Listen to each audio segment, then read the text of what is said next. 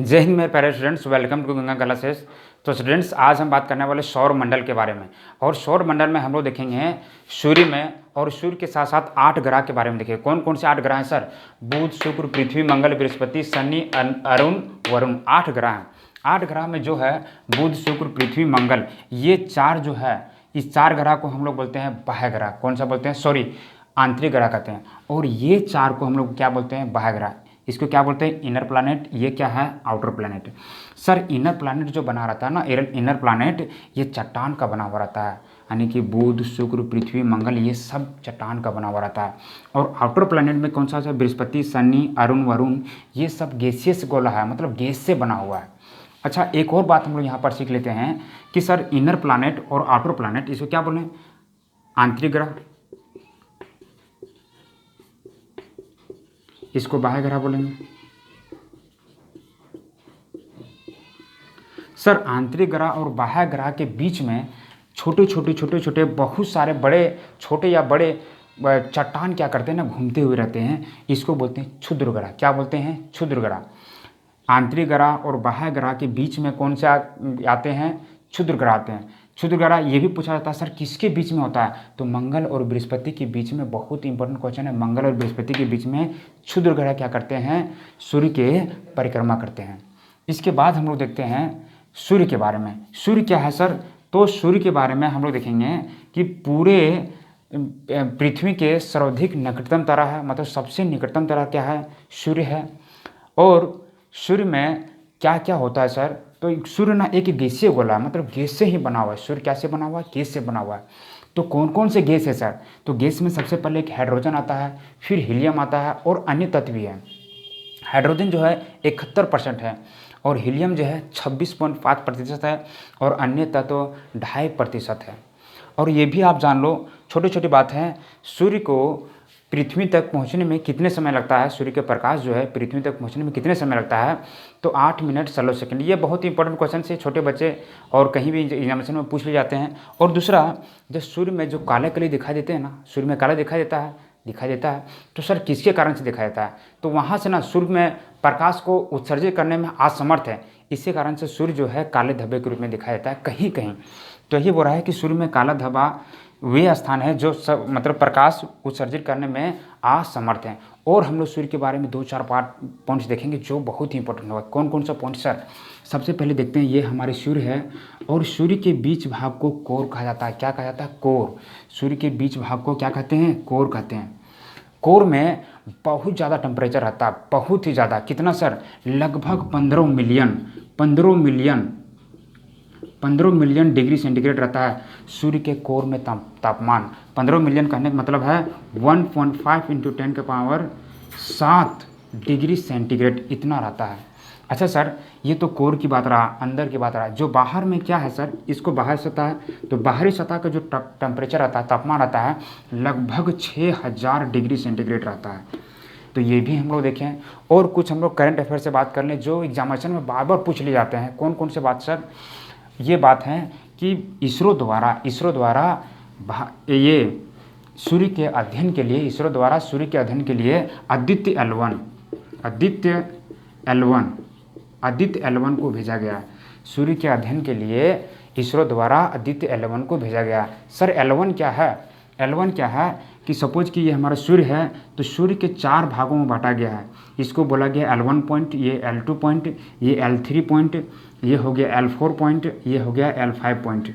तो यहाँ अध्ययन के लिए केवल बाह्य सतह, अंदरूनी सतह नहीं, याद रखें, बाह्य सतह को अध्ययन के लिए इसरो द्वारा आदित्य L1 भेजा गया। ये बहुत ही इंपॉर्टेंट क्वेश्चन है। इसके बाद हम आगे बढ़ते हैं कि सर सौर परिवार की खोज किसने किया? तो सौर प्रणाली की खोज कोपरनिकस ने किया। इसके बाद फिर इंपॉर्टेंट पॉइंट्स में आते हैं, सर ग्रहों की गति का नियम किसने दिया? तो ग्रहों की गति के नियम केप्लर ने दिया। और कुछ बातें हम लोग सीख लेते हैं। कौन कौन सी बातें सर? हम लोग कुछ बात सीख लेते हैं प्रकाश मंडल के बारे में। क्या होता है सर प्रकाश मंडल? यहाँ देख लेते हैं प्रकाश मंडल, या फिर इसको प्रकाश मंडल, और फिर दूसरा देख लेते हैं वर्ण मंडल। सर ये प्रकाश मंडल और वर्ण मंडल क्या होता है? प्रकाश मंडल सूर्य के सतह से, जिस सतह से प्रकाश क्या करती है, उत्सर्जित करती है, उस सतह को हम लोग प्रकाश मंडल कहते हैं। वर्ण मंडल सर, सूर्य के वह सतह जहाँ प्रकाश उत्सर्जित नहीं करती, प्रकाश नहीं निकलती है ना, लाइट नहीं देती है, उस सतह को हम लोग बोलते हैं वर्ण मंडल। इसके बाद एक और पॉइंट बात कर लेते हैं। कौन सा पॉइंट सर? ये सपोज कि जब भी ये लगता है ना, सूर्य ग्रहण लगता है ना, तो सूर्य ग्रहण के समय जो भाग हम लोग दिखाई देता है, सूर्य ग्रहण के समय जो भाग दिखाई देता है सूरज को जो हम लोग देख पाते हैं, उसको बोलते हैं किरट। क्या बोलते हैं? किरट, जिसको बोला जाता है कोरोना। और उस समय एक्स रे वहाँ से क्या करती है, कोरोना से निकलती है। फिर हम लोग देखते हैं नेक्स्ट में, तो ग्रह में सबसे पहले हम लोग देखते हैं बुध के बारे में। बुध के बारे में देख लें तो बुध, सबसे पहले 2-4 बातें हम देख लेते हैं, और 2-4 बातें देख लेते हैं सर। बुध और शुक्र का कोई उपग्रह नहीं है। सबसे याद रख ले, बुध और शुक्र का कोई उपग्रह नहीं है। बाकी जो बचा, पृथ्वी, मंगल, बृहस्पति, शनि, अरुण, वरुण, ये सबका उपग्रह होता है। उपग्रह सबसे ज़्यादा उपग्रह किसका है सर? तो पहले लोग जो पढ़ते थे ना, सबसे ज़्यादा बोल देते थे कि बृहस्पति का, लेकिन नहीं, अब जो है शनि का सबसे ज़्यादा उपग्रह। और कितने उपग्रह पता है? 82 उपग्रह। शनि का 82 उपग्रह है। अच्छा सर, और क्या इसमें जानना है और बातें जान लो कि शुक्र और अरुण हमेशा पूर्व से पश्चिम की ओर क्या करते हैं? गति करते हैं। पूर्व से पश्चिम की ओर गति करते हैं। और बाकी जो बचा, कौन कौन सा सर पूर्व से पश्चिम में? शुक्र और अरुण, याद रहे, शुक्र और अरुण। और जो बचा बुध, पृथ्वी, बृहस्पति, वरुण, शनि, मंगल, ये सब पश्चिम से पूर्व की ओर क्या करते हैं? परिक्रमा करते हैं। तो चलो सबसे स्टार्ट करते हैं। हम लोग क्या करते हैं? बुध के बारे में देखें तो बुध क्या है ना, सूर्य की सबसे नज़दीक ग्रह है। सूर्य के सबसे नज़दीक ग्रह, यानी कि सूर्य के सबसे नज़दीक ग्रह कौन सा है? बुध है।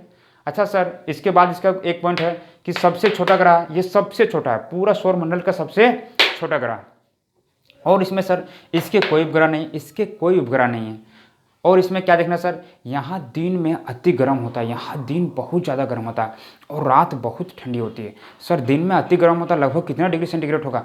यहाँ दिन में ना लगभग 6000 डिग्री सेंटीग्रेड, यानी दिन में 600 डिग्री सेंटीग्रेड हो जाता है। यहाँ का टेम्परेचर दिन में 600 डिग्री सेंटीग्रेड हो जाता है।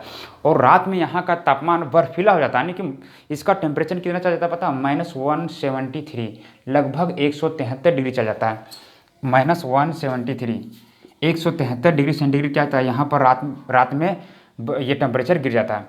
इसके बाद हम लोग देखेंगे शुक्र के बारे में। शुक्र में क्या है सर? यह पृथ्वी का सबसे निकट ग्रह है, मतलब पृथ्वी के सबसे निकट ग्रह है। पृथ्वी के सबसे निकट ग्रह क्या है? शुक्र है। अच्छा सर, सबसे गर्म ग्रह शुक्र क्या है? सबसे गर्म ग्रह है। और शुक्र अन्य ग्रहों की विपरीत परिक्रमा करता है, ये पूर्व से पश्चिम की ओर करता है। इसके बाद यहाँ ये इसका आकार पृथ्वी के आकार के समान है, इसका आकार पृथ्वी के आकार के समान है, इसलिए हम इसे जुड़वा ग्रह भी कहते हैं। आकार समान है, पृथ्वी के आकार के समान है, इसलिए इसे हम जुड़वा ग्रह कहते हैं। इसे ना इवनिंग स्टार या मॉर्निंग स्टार, यानी कि सांझ का तारा या भोर का तारा भी कहते हैं। इसके कोई उपग्रह नहीं, ये हम लोग देखें। इसके बाद आते हैं पृथ्वी के बारे में। पृथ्वी, बुध देखें, शुक्र देखें, पृथ्वी।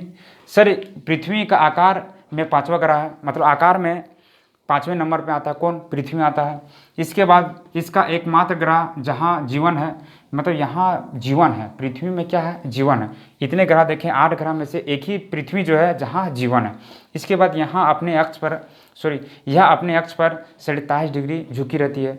यह अपने अक्ष पर, जैसे मान लीजिए ये पृथ्वी है तो ये ना 27 डिग्री क्या करिए? झुकी है। 27 डिग्री, कितने डिग्री? 27 डिग्री, 27 डिग्री झुकी है। और 27 डिग्री झुकी होने के कारण यहाँ पर ऋतु परिवर्तन होता है। और सर इसे नीला ग्रह भी कहते हैं। क्यों नीला ग्रह कहते हैं? क्योंकि हम लोग जानते हैं कि पृथ्वी में 3/4 मतलब 3/4 क्या है? पानी है। तो ये पानी हमेशा कैसा दिखाई देता है? नीला। तो पानी नीला दिखाई देने की वजह से इसे हम क्या कहते हैं? नीला ग्रह भी कहते हैं। और क्या है सर, सूर्य के बाद पृथ्वी के सबसे निकटतम तारा, यानी कि सबसे देखा जाए पृथ्वी के सबसे निकटतम तारा कौन सा है? सूरज है। लेकिन बोला सूरज के बाद कौन सा तारा आता है? पृथ्वी का सबसे निकटतम तारा सूरज के बाद तो प्रोक्सिमा सेंचुरी। सूरज के बाद सबसे निकटतम तारा कौन सा है? Proxima Centauri.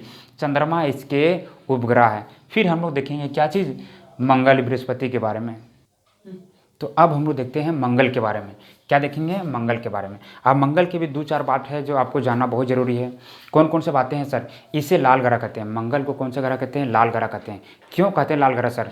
क्योंकि मंगल के सतह पर ना रेड ऑक्साइड पाया जाता है। रेड ऑक्साइड पाया जाता है। रेड ऑक्साइड के कारण मंगल कैसे दिखाया जाता है? लाल दिखाया जाता है। क्या पाया जाता है? रेड ऑक्साइड, यानी कि लो ऑक्साइड पाया जाता है। आयरन ऑक्साइड भी जिसे कहते हैं। मंगल में आयरन ऑक्साइड पाया जाता है, जिसके कारण से मंगल कैसा दिखाया जाता है? लाल दिखाया जाता है। और फिर सर यह अपने अक्ष पर 25 डिग्री कोण पर झुका हुआ है। मंगल भी ना अपने अक्ष पर 25 डिग्री पर कोण पर क्या हुआ? झुका हुआ है। और हम लोग अभी देखें कि पृथ्वी कितना पर है? 27.5 डिग्री पर। तो ये 25 डिग्री पर झुका है। 25 डिग्री झुके कारण की वजह से यहाँ पर भी, मंगल पर भी क्या होता है? ऋतु परिवर्तन होता है। याद रखना, बहुत ही इंपॉर्टेंट क्वेश्चन है। फिर दूसरा सर, आगे फिर बढ़ते हैं हम लोग। इसके 2 उपग्रह हैं। मंगल के 2 उपग्रह, फोबोस और डिमोस। इसमें से एक इंपॉर्टेंट बहुत ज़्यादा है, डिमोस। डिमोस जो है सबसे छोटा उपग्रह आता है। सबसे छोटा उपग्रह कौन सा है? डिमोस। और सबसे बड़ा सर, तो सबसे बड़ा उपग्रह है बृहस्पति के अंदर आता है। और बृहस्पति के सबसे बड़ा उपग्रह है कौन सा? गैनीमीड। यानी कि सबसे बड़ा उपग्रह अगर बात किया जाए तो गैनीमीड है। इसके बाद सर हम लोग देखे हैं कि सबसे बड़ा ज्वालामुखी ओलिपस मेसी है। मंगल में ना एक ज्वालामुखी है जिसका नाम है ओलिपस मेसी। मंगल एक कौन सा ज्वालामुखी है? Olympus Messi. मंगल में एक ज्वालामुखी जिसका नाम है ओलिपस मेसी, याद रखना। आगे यहाँ पर मंगल में पर्वत भी है जिसका नाम है निक्स ओलंपिया। मंगल में पर्वत भी है जिसका नाम है निक्स ओलंपिया। ये हमारे हिमालय पर्वत से लगभग 3 गुना ऊंचाई पर है। 3 गुना ऊंचा है।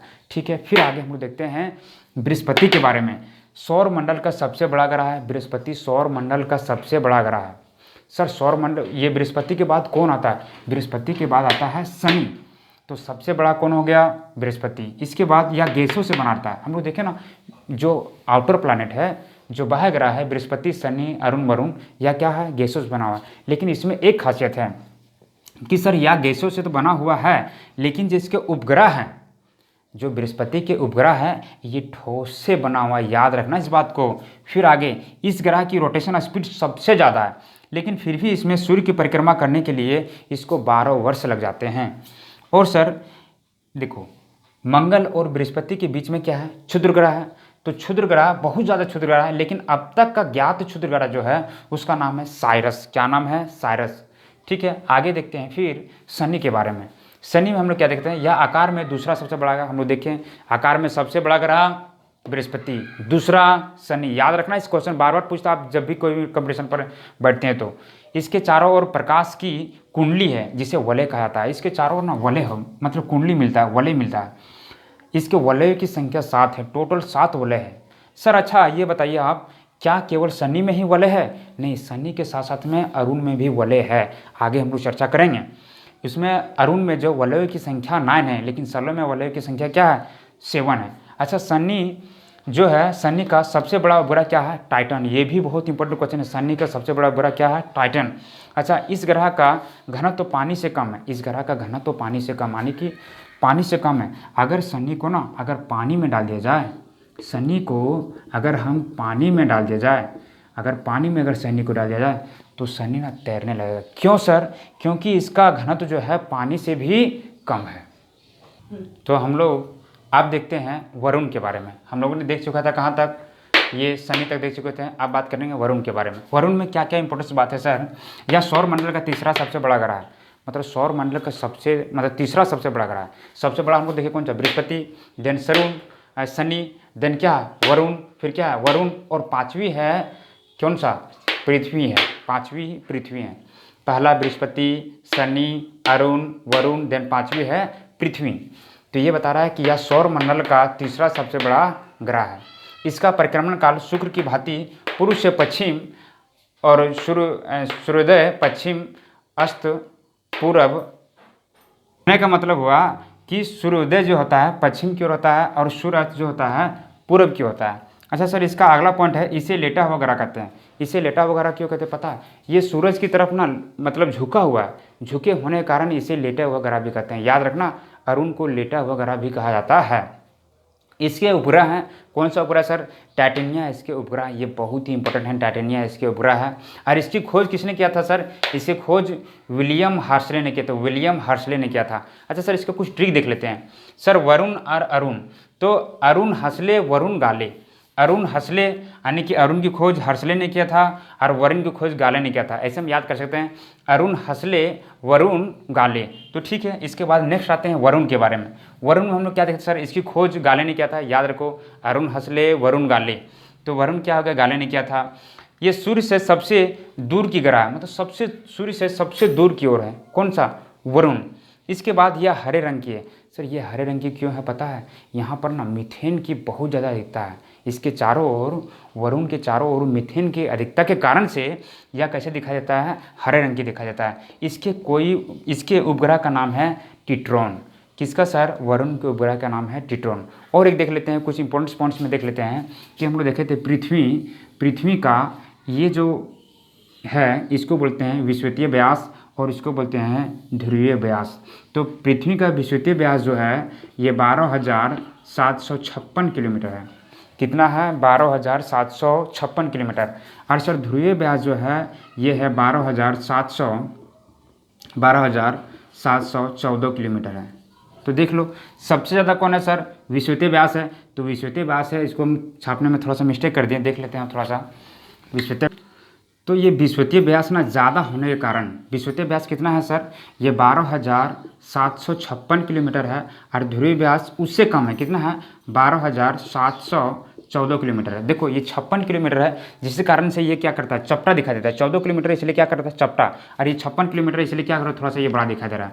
अच्छा सर इसमें डिफरेंस की बात किया जाए, ये डिफरेंस कितना है, ध्रुवीय और विषुवतीय व्यास का, ध्रुवीय व्यास और विषुवतीय व्यास का डिफरेंस यानी कि अंतर कितना है, तो घटा दिया जाए 12,756 में से 12,714 को घटा दिया जाए तो कितना आ गया, 42 किलोमीटर। ये भी आपके लिए बहुत ही इंपॉर्टेंट है। तो मिलते हैं कुछ ऐसे ही वीडियो के साथ, थैंक यू, बने रहें।